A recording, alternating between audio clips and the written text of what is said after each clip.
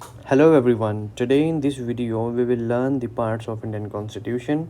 So basically हम एक बार देखेंगे कि हमारे संविधान के अंदर कौन कौन से पार्ट्स गिवन है, पर्टिकुलर कितने पार्ट्स हैं और किस पार्ट के अंदर क्या चीज़ मेंशन की गई है। तो बेसिकली 26 जनवरी 1950 को जब हमारा संविधान लागू हुआ था और आज की तारीख में कितने आर्टिकल के अंदर चेंज हुआ है, घटे हैं, बढ़े हैं, कितना फ़र्क आया है, ठीक है, वो देखेंगे, पार्ट्स देखेंगे और शेड्यूल देखेंगे। जब हमारा कॉन्स्टिट्यूशन बना था उस टाइम पे हमारे टोटल आर्टिकल थे 395। एट प्रेजेंट इनकी संख्या है 448, 448 पार्ट्स थे। उस टाइम पे 22 पार्ट्स में डिवाइडेड थे 395 आर्टिकल्स, लेकिन आज हमारे पार्ट्स बढ़ के हो गए हैं 25। शेड्यूल्स थे उस टाइम पे 8, आज हो गया हमारा शेड्यूल नंबर 12। टोटल 12 शेड्यूल हो चुके हैं। तो अभी इस वीडियो में हम डिस्कस करेंगे कि हमारे जो ये 25 आर्टिकल्स पार्ट्स हैं ये कौन कौन से हैं, इसको हम कैसे याद कर सकते हैं, ठीक है, इसको एक बार देखते हैं। तो इसकी सिंपल सी ट्रिक है। ट्रिक तो क्या है, ये एक अंडरस्टैंडिंग आपको डेवलप करनी है। फॉर एग्जांपल कि भाई लेट अस सपोज ये एक देश है।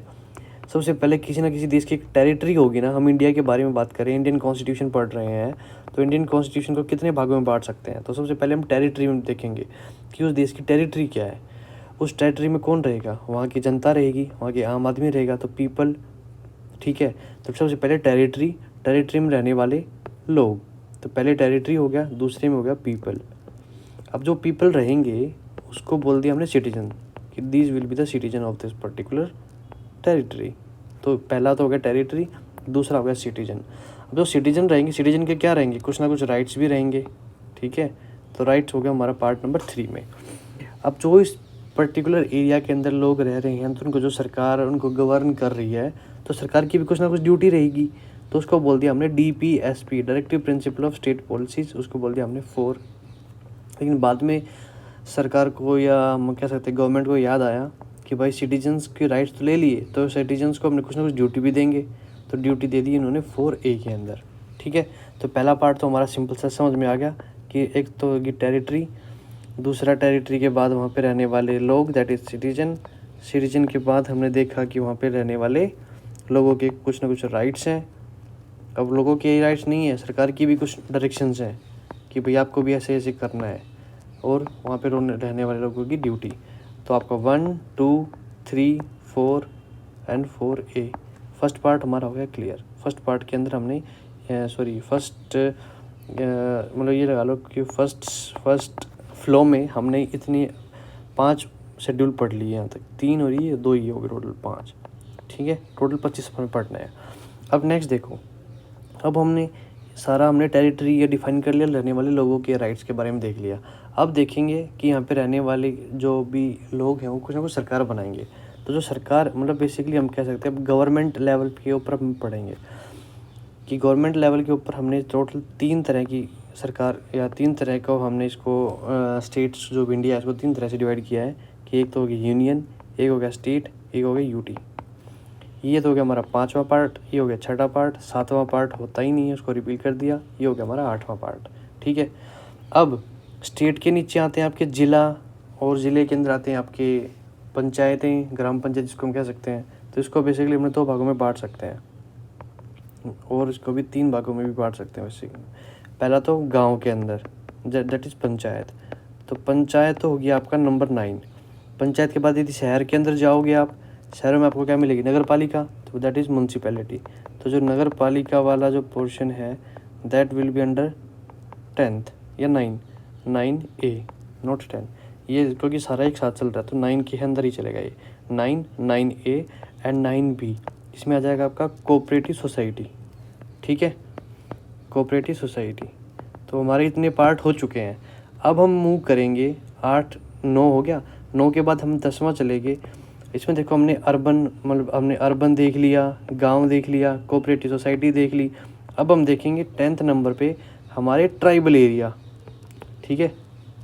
एक यही एरिया छूटता था जिसको हमने अभी कवर कर लिया, तो 10th में हो जाएगा ये। अब 11 कहता है कि भाई 11 कि एक हाथ तू आगे बढ़ाएं, एक हाथ में आगे बढ़ाता हूँ। तो जो ये यूनियन ये यूनियन और स्टेट है 1-1, मतलब एक हिस्सा इसका और एक हिस्सा इसका, 11। तो तो इसको ऐसे याद कर लेना, एक हाथ तू देगा एक हाथ तू देगा, तभी हमारी रिलेशन बॉन्डिंग बढ़िया होगी। तो इसको हम कह सकते हैं 11 में सेंटर स्टेट रिलेशन के बारे में बात की गई है पार्ट 11 के अंदर। ठीक है, अभी हमने इतना सारा देख लिया, अब इसको मैं रिमूव कर देता हूँ एक बार।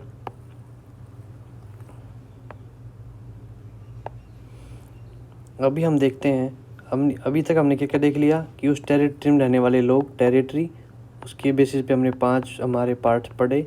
फिर हमने गवर्नमेंट लेवल पे देखा कि गवर्नमेंट लेवल पे हमारी यूनियन गवर्नमेंट होगी, स्टेट गवर्नमेंट होगी, यूटी होगी, स्टेट के अंदर भी हमारी पंचायत होगी, म्यूनसिपैलिटी होगी, कोऑपरेटिव सोसाइटी होगी, प्लस में ट्राइबल एरिया भी होगा। तो टोटल 10 तो हमने ये पढ़ लिए थे, और 11वें में हम इन दोनों का साथ, यूनियन का और स्टेट का, तभी तो हमारा देश आगे बढ़ेगा। तो टोटल 11 हमने पढ़ लिए हैं। ठीक है, अब 11 पढ़ने के बाद अब जो सरकार तो बन चुकी है, अब जो सरकार जो बनी है उस सरकार के पास अब उस लोगों, जो भी लोग रह रहे उस टेरिटरी के अंदर, उनके बेनिफिट के लिए सरकार को कुछ ना कुछ पैसे की ज़रूरत पड़ेगी ना। अब जो सरकार है आपकी, यूनियन गवर्नमेंट की, स्टेट गवर्नमेंट की, उनको क्या चाहिए? उनको पैसा चाहिए। नाउ दे वांट पैसा। अब पैसा वो कैसे ले सकते हैं? तो जो रुपया है, रुपये लेने के लिए उनके पास 2 हथियार हैं। पहला कि लोगों पे वो टैक्स लगाएं, टैक्स वाला तो पार्ट हो जाएगा 12, दैट इज़ फाइनेंस। अरे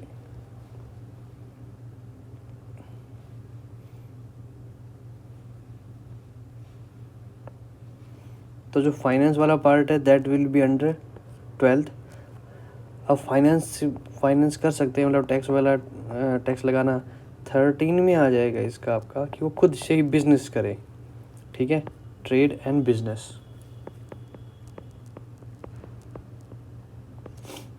तो सरकार को पैसा की ज़रूरत कैसे पूरी होगी? फाइनेंस से और ट्रेड करके।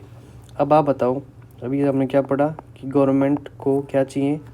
गवर्नमेंट नीड पैसा, मतलब उसके लिए उसको फाइनेंस की ज़रूरत है, फाइनेंस प्लस वो बिजनेस करेगी। अब बिजनेस और फाइनेंस करने के लिए सरकार को क्या चाहिएगा? सरकार को चाहिए आदमी, मतलब सर्विसेज, सर्विस। तो ये हो गया पार्ट 12, ये पार्ट 13, और सर्विस हो गया पार्ट 14। अब आपने देखा है कि जो भी IAS अधिकारी हैं बहुत ही हाई लेवल के, वो क्या करते हैं, यहाँ पे इसमें आपकी IAS IPS आ जाते हैं। ये आफ्टर सर्टेन टाइम सर्विस के बाद इनके मन में उठती है कि क्यों ना मैं इलेक्शन लड़ूं। तो नेक्स्ट हो जाएगा आपका इलेक्शन वाला। ठीक है, अब इलेक्शन लड़ने की कंडीशन आप सोचते हो कि भारत में इलेक्शन लड़ना कितना टफ है, मतलब you must be A high class people, तभी आप इलेक्शन लड़ पाओगे। या फिर ये सबसे इम्पोर्टेंट तो आपकी क्लास इंपॉर्टेंट है कि आप बहुत ही टॉप लेवल है। गरीब आदमी कहाँ सोच सकता है इलेक्शन लड़ने की? You must be very rich, मतलब क्लास देखी जाती है, वेरी रिच क्लास से आप बिलोंग करोगे तभी आप इलेक्शन के लिए सोच सकते हो। ठीक है, जनरली। नेक्स्ट, और आपकी जो लैंग्वेज है उसके ऊपर आपके पकड़ होनी चाहिए, क्योंकि नेता वही होगा जिसकी भाषा बढ़िया हो, he will be able to speak clearly. ठीक है, तो इलेक्शन के लिए उसकी 2 रिक्वायरमेंट है या 2 कंडीशन है। पहली, he should be from very great class, high class से होना चाहिए। और दूसरी कंडीशन क्या होनी चाहिए? दूसरी कंडीशन इज़ लाइक उसकी जो लैंग्वेज है उसके ऊपर उसका होल्ड बहुत तगड़ा होना चाहिए। तो 14 तो हो गया हमारा सर्विस में आने के बाद सोचते हैं कि इलेक्शन लड़ लेंगे। इलेक्शन लड़ने की कंडीशन पहली क्या है? सबसे इंपॉर्टेंट, लैंग्वेज से भी इंपॉर्टेंट क्या है? क्लास। बोलना तो सभी को आता है, एक गरीब को भी बोलना आता है, एक अमीर को भी बोलना आता है, लेकिन सबसे पहले आपकी अमीरी देखी जाएगी, बाद में देखा जाएगा कि आप बोल पाते हो या नहीं बोल पाते हो। पहले आप अमीरी, पार्ट 16, एंड पार्ट 17 में हो गया आपका लैंग्वेज। ठीक है, अब 18 और 20 ये 2 ही इम्पोर्टेंट है। अब 18 में हो गया इमरजेंसी और 20 में होगी आपकी amendment power. Last 22 is nothing just a short title and repealment. 19 वाला होता है मिसलेनियस, जिसमें कुछ नहीं होता, जो कहीं नहीं फंसा हो यहाँ पे फंसा दो। एंड ये हो गया टेम्परेरी एंड ट्रांजिशन प्रोविजंस। ठीक है, तो इस तरीके से हमने सारे पार्ट्स को अच्छे से डिस्कस कर लिया है। ठीक है, ये आप एक बार देख सकते हो, हमने डिस्कस किया पहले स्टेट, उसके बाद जो है उनकी सिटीजनशिप, फिर फंडामेंटल राइट, फिर DPSP, फिर फंडामेंटल ड्यूटी। पार्ट 5 में यूनियन है, फिर स्टेट है, फिर यूटी है। फिर यूटी के बाद हम गवर्नमेंट अपने लोअर डिसेंट्रलाइजेशन करते हो, इसका panchayat, municipality, cooperative society, schedule tribe, जो ट्राइबल एरिया वो आ गया। आफ्टर दैट उन दोनों के बीच में, सेंट्रल स्टेट के बीच की रिलेशन हमारी 11th में आ गई। फिर हमारी अब सरकार बन चुकी है, अब सरकार को चाहिए पैसा, पैसे के लिए फाइनेंशियल प्रोविजंस, ट्रेड कॉमर्स करेगी सरकार। अब अभी दोनों काम करने के लिए वी नीड सर्विसेज। सर्विस के बाद एक चीज़ छूट गई थी मेरी उस पर लास्ट में, जब सर्विस करोगे सर्विस में कुछ ना कुछ आपके इश्यूज आएंगे सर्विस के रिगार्डिंग, तो उसी के अंदर ही सर्विस में भी कोई दिक्कत आ रही है तो ट्राइब्यूनल बना दिया है कि आपकी सारी समस्याएं ट्राइब्यूनल सुनेगा। ठीक है, 14A मतलब सर्विस और सर्विस के रिगार्डिंग समस्याएं ट्राइब्यूनल। ठीक है, आपका कैट आ गया इसके अंदर, NGT वगैरह सारी इसके अंदर आ जाएंगे। ठीक है, नेक्स्ट, अब सर्विस में रहते हुए लोगों को चलो ठीक है हम इलेक्शन लड़ेंगे तो इलेक्शन भी लड़ लिया। इलेक्शन के लिए इंपॉर्टेंट पॉइंट क्या है, आपके अंदर क्लास देखी जाएगी और आपकी लैंग्वेज के ऊपर पकड़ देखी जाएगी। फिर आपकी इमरजेंसी मैंने बताया और अमेंडमेंट बताया। उसके बाद लास्ट बताया मैंने रिपील शॉर्ट टाइटल वाला। उसके बाद मैंने 19 बताया था मिसलेनियस और 21 बताया मैंने temporary provisions. So like that we have total 25 parts. ठीक है, अब इसके रिगार्डिंग एक क्वेश्चन था, let me just check.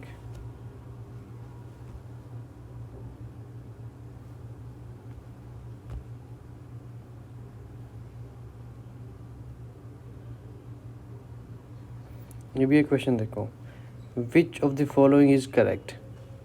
Part 8 कहता है कोऑपरेटिव सोसाइटी। हमने पढ़ा था कि भाई 5, 6, 7 तो था ही नहीं, 8 ये यूनियन गवर्नमेंट, ये स्टेट गवर्नमेंट और ये यूटी, तो 8 था यूटी के बारे में। ठीक है, तो ये 8 इज यूटी के बारे में, नॉट कोऑपरेटिव। कोऑपरेटिव किसके बारे में था, मैंने बताया था कि इसके बाद आप इसको डिसेंट्रलाइज कर दो। 9 वाला 9A एंड 9B ये आपका हो गया पंचायत का, ये म्यूनसिपैलिटी का, और ये 9B किसका हो गया आपका, 9B हो गया कोऑपरेटिव सोसाइटी का। तो it should be 9B, cooperative society वाला 9B होना चाहिए ना कि 8वां। तो पहली स्टेटमेंट होगी गलत। नेक्स्ट देखो 9B बिलोंग्स टू पंचायती, ना भाई 9B नहीं है, इसका आएगा option 9। 9A belongs to municipality, ये बिल्कुल ठीक बात है। Part 10 of the constitution deal with languages, नहीं लैंग्वेज के लिए हमने बताया था 17।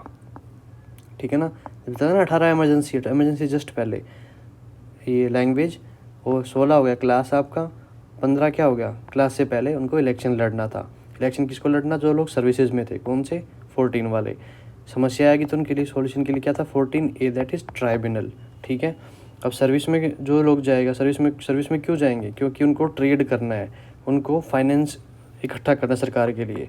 तो फाइनेंस प्लस ट्रेड, फाइनेंस हो गया इससे पहले, ये हो गया इससे पहले, मतलब ये हो गया 13 और ये हो गया 12। अभी किसके लिए करेंगे, सरकार के लिए। क्यों, क्योंकि सेंटर और स्टेट के बीच में एक रिलेशन होना ज़रूरी है। 11 हो गया ये। ठीक है, तो दिस इज़ हाउ आपने सारी कोडिंग करके इन सभी को आप याद कर सकते हो। ठीक है, so see you in the next video, thank you.